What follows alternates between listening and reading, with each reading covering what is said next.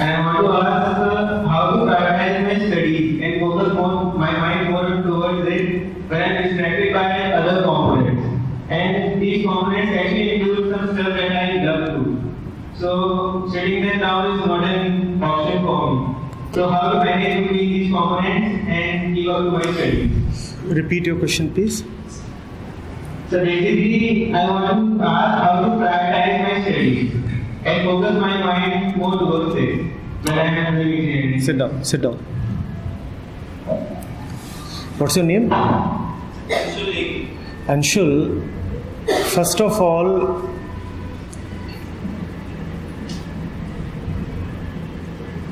do not give too much importance to the words concentration and distraction. Your question essentially is how to concentrate on my studies and how to prevent distraction, right? But at the point of study, everything else is a distraction by your definition, right? Get rid of these words, concentration and distraction. The mind only has interests. The mind only has interests. Some of these interests you call as distractions. Some of these interests you want to be more and more concentrated in.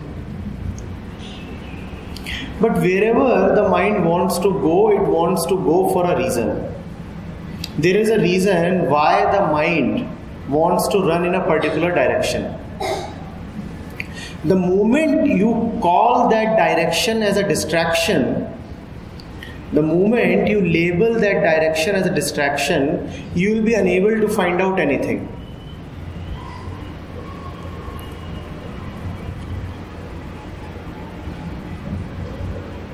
Our relationship with mind is usually of only two kinds. Either the mind rules us or we rule the mind.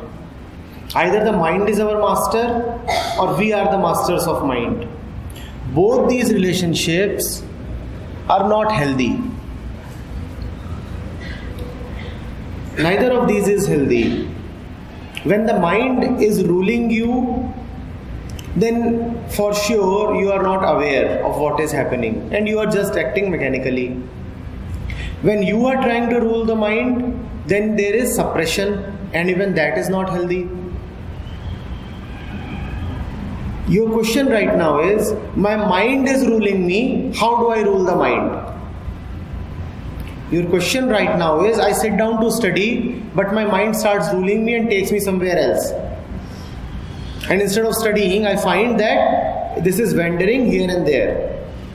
So my mind is ruling me, and you want to know, how do I rule my mind? Your mind ruling you or you ruling your mind, there is not great difference. These two are one. Neither of them is advisable. I will not advise for any of them. There is a third situation possible in which the master-slave relationship is not there. You are friends with your mind. You are friends with your mind. Then you do not try to chasten the mind. You do not try to tell the mind, don't go there, come here, don't do this. This is the priority right now and you should be here. Then you don't do that. Then you say, all right, you want to go somewhere, I'll come along, just as friends come along, without judging each other. The mind is going somewhere and you are along with the mind. As we said, the mind has its reasons, and all the reasons of the mind come from the past of the mind, its conditioning. You need to find out its conditioning, and for that you have to be sympathetic to the mind.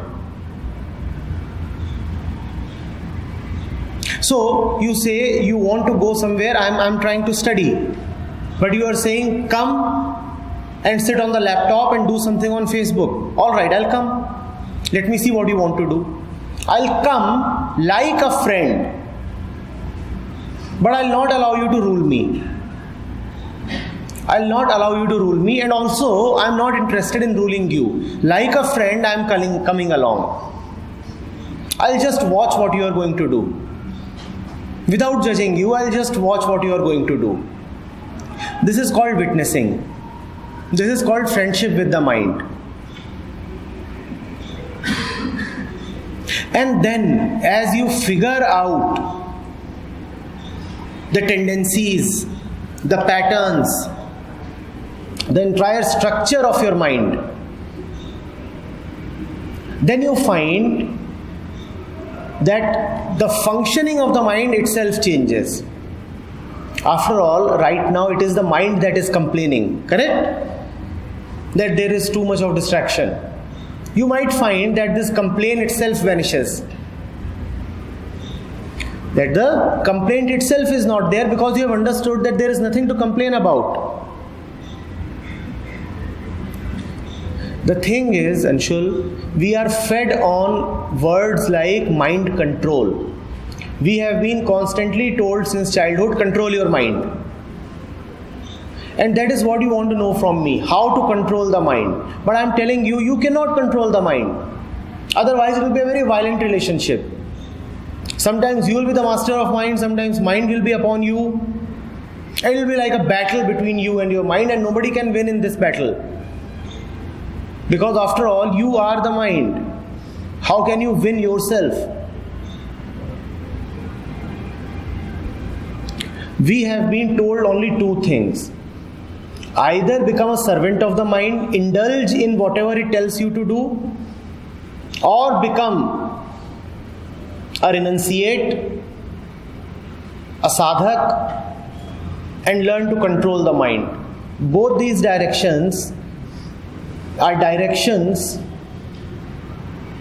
of division, where you are dividing yourself against yourself.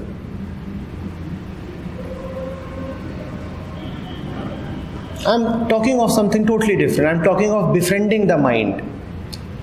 And you know what does befriending the mind means? It means that the book is open in front of me, but the mind says that mobile phone is so attractive. I want to be with that mobile phone.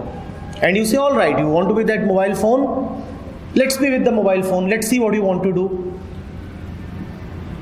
Do whatever you want to do. I'll not stop you. I'll just remain present. Let the mind do what it wants to do. Remain present along with the mind. Do not leave it alone. Good friends do not leave each other. At the same time, they also don't try to rule each other. They also don't judge each other. So be a good friend of the mind. You want to go there, I'll come along. Whatever you want to do, do that, but do that in front of me, in front of my awareness. I'll watch what you are doing. Do what you want to do. Let me just watch.